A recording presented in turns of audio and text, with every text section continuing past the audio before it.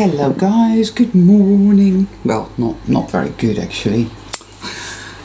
It's just been raining non-stop here actually. I don't think we've ever had this much rain ever.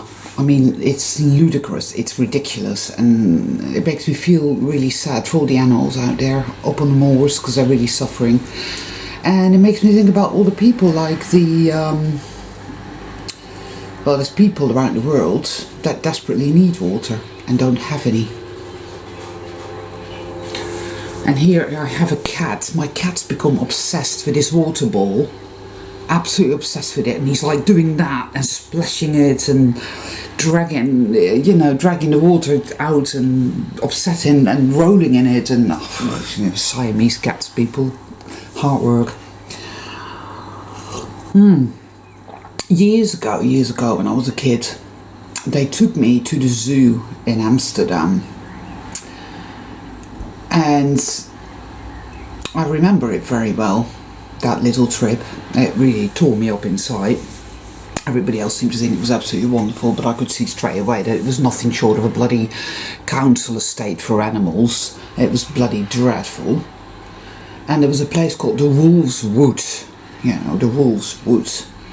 They like to do that. They like to give everything a kind of like funny little name to make it look as if it's something special and funny and interesting, when in fact it really isn't. It was a patch of grass. That was it. And there were 3 wolves there, and they were so miserable and they were so unhappy. And it really cut me up. And I've been thinking about that just lately quite a lot, because a lot of people seem to feel that, oh, this world is shit. This world is shit. It's just a shitty fucking horrible place. Now,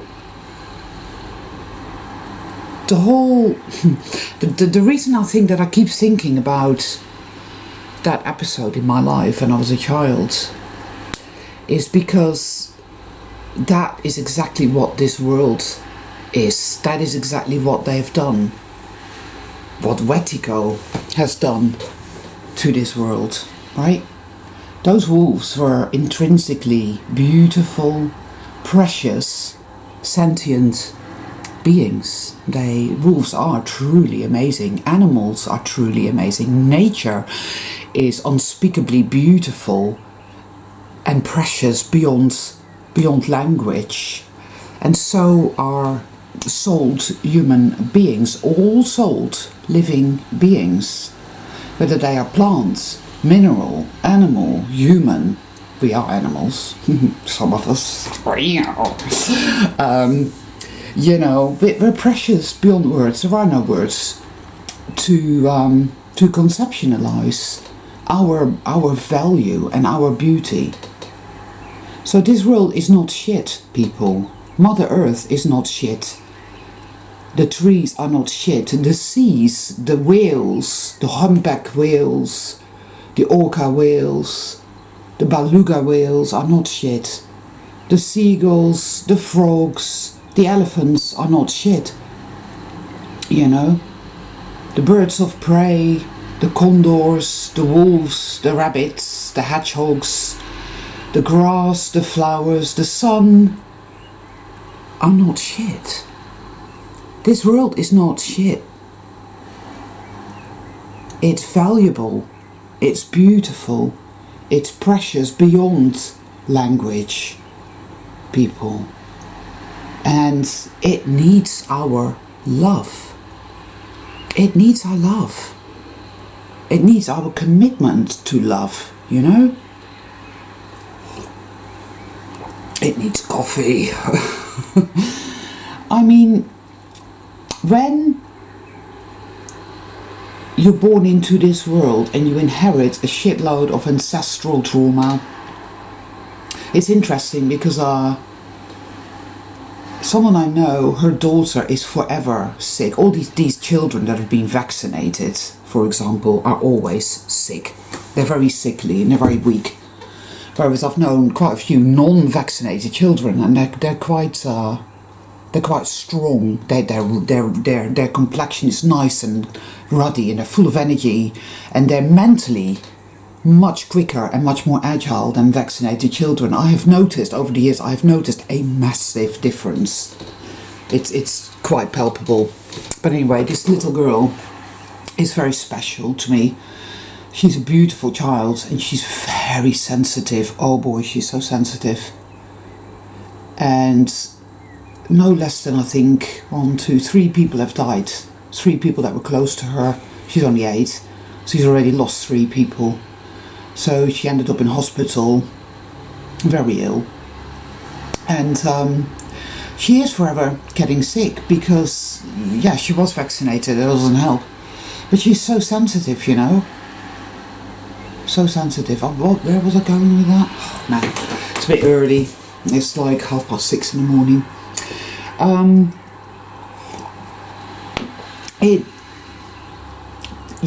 That's it. So, you know, we are born into this world, and a lot of us are very, very traumatized.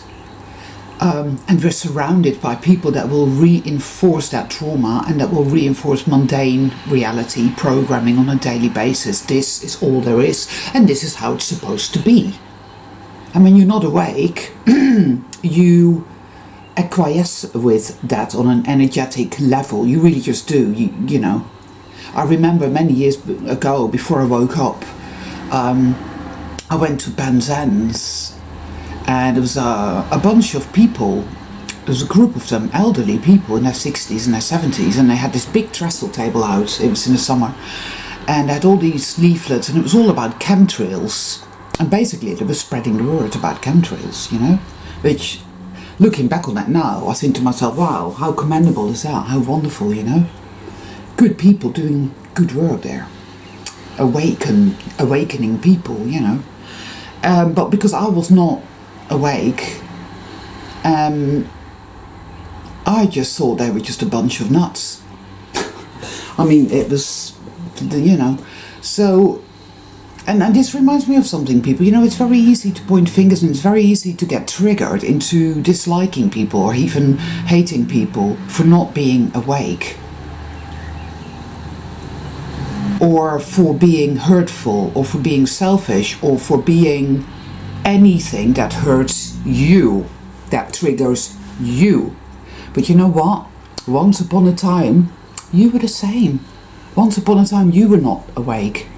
Once upon a time, you were selfish. Once upon a time, you were vampiric, feedy, needy, all of that. And you know, let's face it, people, to an extent, that shit is still theirs. There's still work that needs to be done.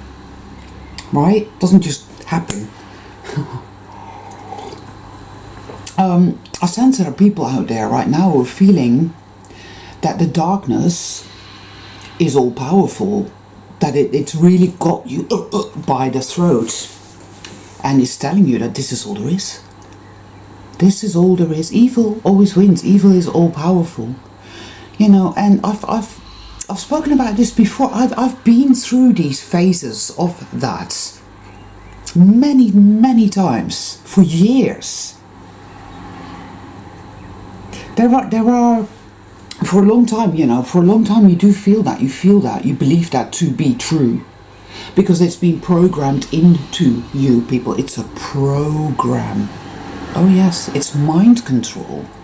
It wants you to believe that. Because the more you believe that,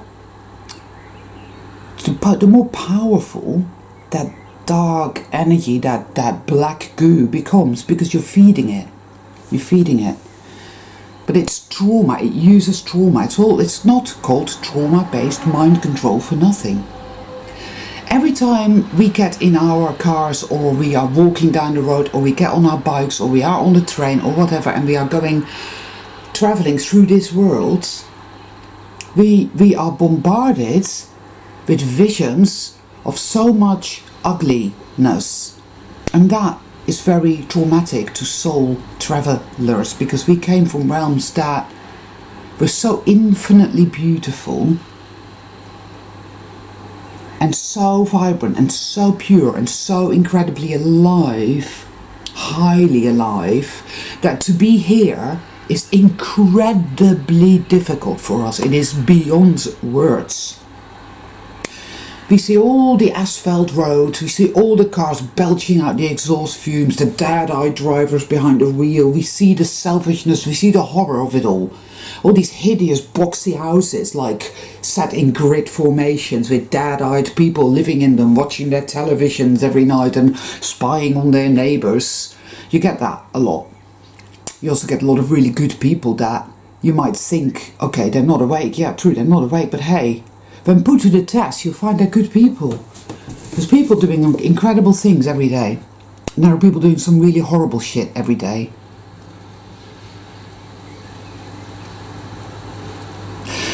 But this world is not shit. This world is not worthless. This world is in trouble. This world is in need. This world has been made to look ugly. This world has been made to look like a very old, dirty black and white film. And it requires soul travelers to step in and spread their light and their love into it. You see, we're not here to succumb to the darkness. That's not why we are here, people. So, come on, right? Far too many of us are feeling like we're just not going to make it and we're finished and we're doomed. But I've just said to you, haven't I? I've mentioned all these beautiful animals and all these beautiful places. Have you ever seen Halong Bay? Incredible. A couple of years ago I was swimming in the sea, and I was just in the sea, and it was warm and it was sunny, and I could just feel all the life in the sea, and I could hear the sounds and smell the sea and smell the air. It is beautiful, people. But evil has entered the equation, Wetiko has entered the equation, and true consciousness has created, no, not even created actually, because it doesn't really create. It's like decay sets in. Something that is infinite creativity, infinite love, absolute paradise. And then Wetiko enters consciousness and inhibits the stream of consciousness that creates that paradise. And it starts to emanate decay vibes into the equation. And that is how mundane reality sets in. And everything is forever sickening, decaying. And we're told that that's natural. You know, we're told, I mean, there's all these quotes, all these sayings, all these nice little platitudes that people bandy about old age, for example, and how wonderful it is, when I know damn well it's not. I've spoken to quite a few elderly people, and not a single one of them said, oh, I really enjoy growing old, I love that my body is falling apart, you know, not at all.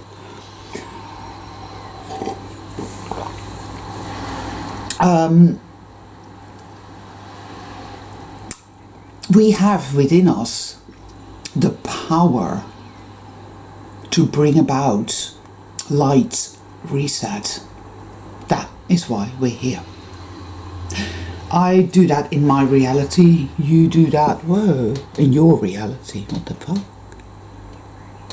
Whoa. Sorry guys, but there's like lights in the sky. I think they're helicopters. Let it be a UFO, come on!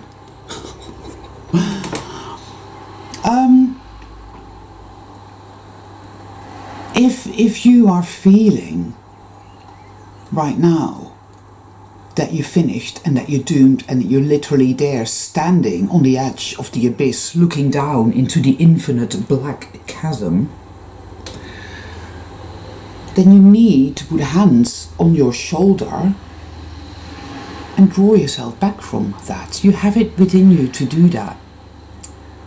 When all is said and done, people, we have a lot more power than we realize. The dark side is very clever. It makes us think we have no power, and so we become paralyzed and we don't use the power that we have because we think we don't have it when it is there. It requires great focus and will. But the more you use that power, that you have it in you, the more you use that, utilize that focus and that will, the stronger you grow. It's a bit like going to the gym, really, you know. I sense this fog almost, and I've actually spoken. It's interesting because I did, there was a person I did a tarot card reading for not that long ago, and I had to stop doing it. I had to just stop doing it, and because this person, it was like speaking to a brick wall. Now this is an awakening young man, but there's such darkness lodged in his psyche that it's literally like doom, doom, doom, doom, doom. It was like, whoa. And this is what it is, the mundane reality programming, the trauma. This feeling that, no you can't, no you won't, no you're not, no, no, no, the infinite no, and that is all there is, and that is all there is, and it just isn't true, you know.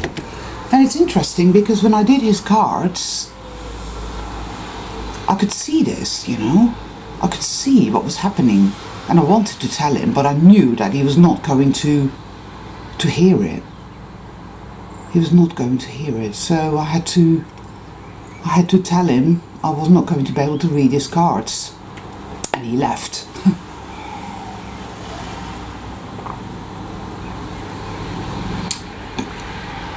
Even if you feel that way and you cannot seem to extricate yourself from it, then fear not, because your true self will always have your back.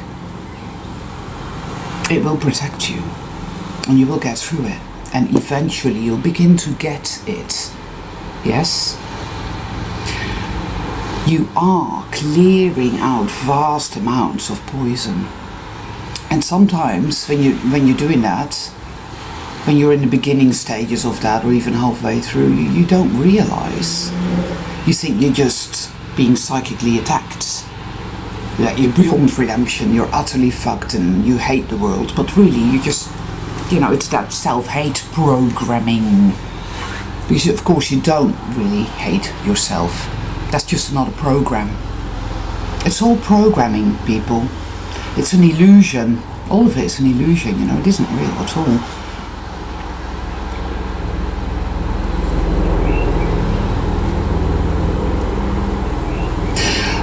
I think what's happening, evil, when it feels threatened, Wetico, the consciousness virus, senses the light coming in from all angles.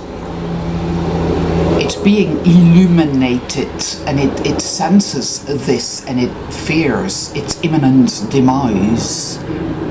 So it's kicking up a massive fuss. Yes. And its minions, i.e. people that have no immune response, call it what you will be doing all kinds of things. Wetico in them and through them will be doing all kinds of things to blow itself up, hence the coronavirus, you know. And one way or another, people, you know, I find it interesting. I say that when bad things happen, utilize it. Just ask yourself, how is this making me feel? What is this doing to my consciousness, in my consciousness? What am I doing with this? And focus on utilizing it, getting everything you want out of it. Purging, clearing, alchemizing, healing. I found that to be the case for me. Everything is utilized, and I've been through some experiences wow. And yet they have served me very, very well. Very well indeed. And then, when you're finally done with believing yourself to be powerless and believing yourself to be a victim, you'll start to feel love and appreciation for yourself again.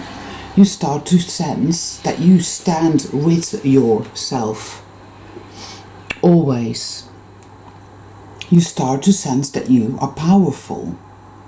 Your imagination, your creativity comes back to you. Because there's a lot of things that we seem to lose in the process, but we don't lose anything. It just kind of goes down. It goes to sleep. It slumbers within us, but then it comes back. And it's been transformed, and it's different than it was before. It's more potent. We are creator beings. I feel that very much. But that which inhibits us, the illusion, has to be purged out.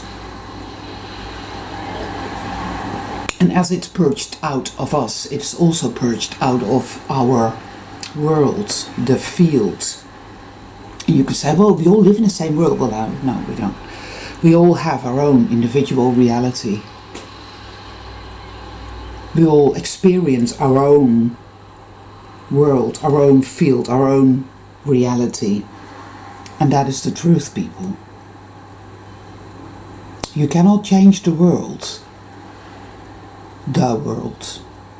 Because there is no such thing as the world, you see, so you cannot change it. But your world, my world, will change forever. Your world is your raw material, it's your clay, and you are the creator being. You came into it, and it was there waiting for you, just like you enter a game. There you are, the avatar, and it's there waiting for you. And you work your way through the layers, and you do your thing. It's your world. Change it forever. That's what you're here to do. So if you really, really must, then yeah, sit around a bit longer, hating yourself and feeling sorry for yourself and hating the world and thinking it's all shit. And then get up and brush off the dirt and decide to love yourself and all that is good and pure and true and beautiful, and realize that you're here to heal you and all of it, your world. That is what you're here to do.